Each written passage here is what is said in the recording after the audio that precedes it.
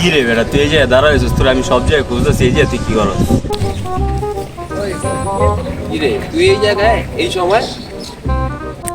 তোর বেটা, তুই এই জায়গায় বয়ে রয়েছিস, তোর আমি সারাদিন ধরে খুঁজতেছি। আরে বেটা কাজের ব্যস্ত দেওয়াস না, বলতেছিস কিন্তু ওইটা কম।